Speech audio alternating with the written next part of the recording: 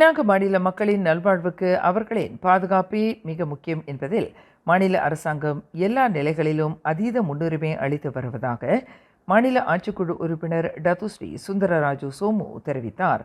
Penang மாநிலத்தில் அண்மையில் சில தினங்கள் நீடித்த கனத்த மழை மற்றும் புயல் காற்றில் தமான்துன் சர்டோன் அடுக்குமாடி வீடமைப்பு பகுதி கடுமையாக பாதிக்கப்பட்டது. வீடுகளின் மேற்கூரைகள் பறந்து கடும் சேதம் ஏற்பட்டன.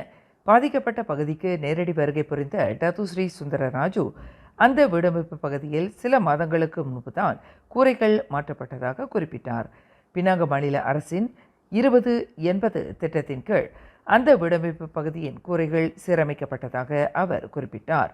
எனினும் இதுபோன்ற சேதங்கள் ஏற்படும் போது மக்களின் பாதுகாப்பை உறுதி செய்வது பினாங்கு மாநில அரசின் தலையாய கடமையாகும்.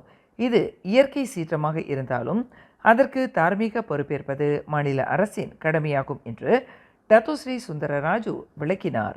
சுரை டெலிமா சட்டமன்ற உறுப்பினர் தான் ஹோய் பிங் இடமிருந்து கிடைக்கப்பெற்ற தகவலை தொடர்ந்து சற்றும் தாமதிக்காமல் பினாங்கு மாநில வீடமைப்பு குழுவினருடன் சம்பந்தப்பட்ட பகுதிக்கு விரைந்த தாம் கூரைகளை மாற்றுவதற்கான ஏற்பாடுகளை துரித வேகத்தில் முடுக்கியதாக டத்து சுந்தரராஜு தெரிவித்தார். கடந்த ஜூன் 28 ஏற்பட்ட இந்த சம்பவத்தில் வீடமைப்பு பகுதியின் பிளாக் AR மற்றும் AT பாதிக்கப்பட்டதாக டத்துஸ்ரீ சுந்தரராஜு சுட்டிக்காட்டினார். மேலும் செய்திகளை தெரிந்து கொள்ள கீழே இருக்கும் பெல் பட்டனை அழுத்துங்கள். உங்கள் மகிழ்ச்சியை வெளிப்படுத்த லைக் மற்றும் ஷேர் செய்யுங்கள். தொடர்ந்து திசைகளோடு இணைந்திருக்க சப்ஸ்கிரைப் செய்யுங்கள்.